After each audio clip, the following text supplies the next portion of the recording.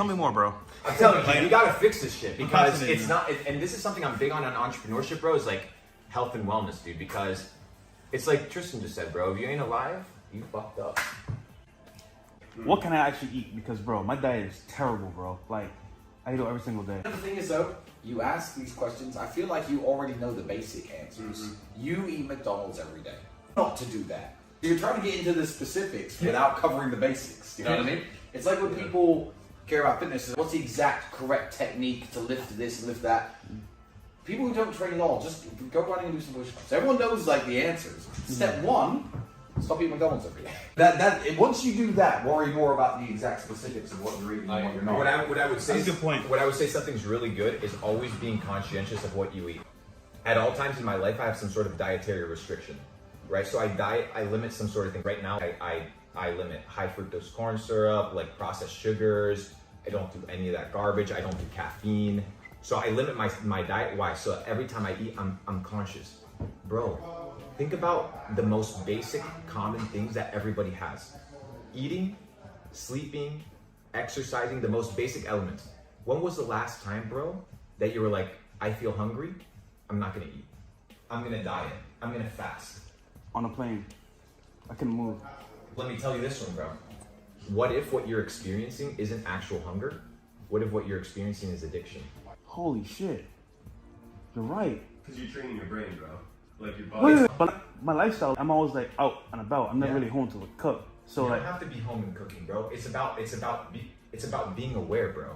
It's about being aware. Maybe when you feel like, I'm gonna go to McDonald's or I'm gonna go to Taco Bell, maybe it's not that you're hungry, maybe your body's craving the poison, bro. What if the food is designed specifically to make you an addict? And that is a perfect example. Coca-Cola. Is Coke, would you say it's sweet or is it salty? sweet, Perfect. Guess how much sodium is in Coca-Cola? a lot. Why?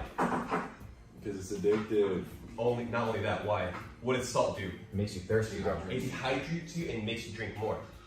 They purposely put a lot of salt, sodium in it for you to get thirsty to drink more, and then they put sugar to cover it up. I'll give you an example. Another one, Gatorade, right? We talk about electrolytes and it boosts you up. Do you know that when they're putting it into the actual plastic bottles, it's boiling hot? And What is boiling plastic, right? Boiling hot water or liquid and plastic do? It dissolves the plastic into microplastic. Into the drink. Into the drink. Microplastics. And there's petroleum-based ingredients in it as well, a lot of stuff. You know, it's a perfect example of like, okay, you know what? That's why we don't vape. We don't do any of that shit, bro. Okay, let's be devil's advocate here. Yeah. All right, you guys are telling all this information, but guess what? You're gonna die anyway. Yeah. So what? But here's the thing: is how do you want to live? Yeah. It's not how do you want to die. It's how do you want to live? Like, do you want to wake up brain fog, like an accident, fucked up, or do you want to wake up in a scenario where you feel empowered to take over, to conquer? Like, how do you wake up? I don't want to wake up feeling, bro. Think of how delusional it is to wake up tired. Yeah. What's the whole fucking point of sleep? It's to wake up rested. But motherfuckers are out here eating at 2 a.m. That's me, bro. We talked about it yesterday. Okay. So you told me yesterday, bro. Yeah, bro. Don't do that, cause like, for example, I'll go do the podcast, then go to the club network. You know, might be with a chick, whatever. Yeah. And you know what? You're hungry? Yeah, I'm hungry too. We go eat, and back to the crib, do our thing, and then I go to sleep. Yeah. But like he's saying, if I eat that late, I can't process the food like I normally would, right? No. Well, there's multiple scenarios. One, your body only has X amount of energy, right, that it can expend. So the question is it going to expend the energy on repairing your body or expend the energy on digesting the food? You can't do both. So at nighttime, you gotta let your body actually rest. That's why after 6, 7, 8 p.m., you should not be touching food, bro.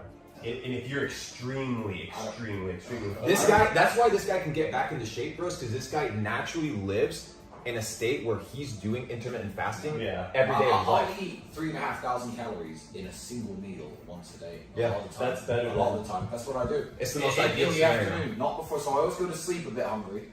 You know, I don't have breakfast in the morning. It's I don't even realize I do it. It's your lifestyle. Yeah. So I should avoid breakfast. Avoid breakfast. Yeah, fuck. So let me tell you about the breakfast diet. Have you heard of a guy called Edward Bernays? No. Holy So shit. Edward Bernays is known as the father of propaganda.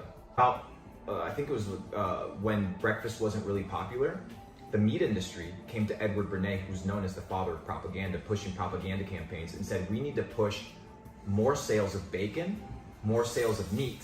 Can we figure out how to introduce meats into the breakfast diet?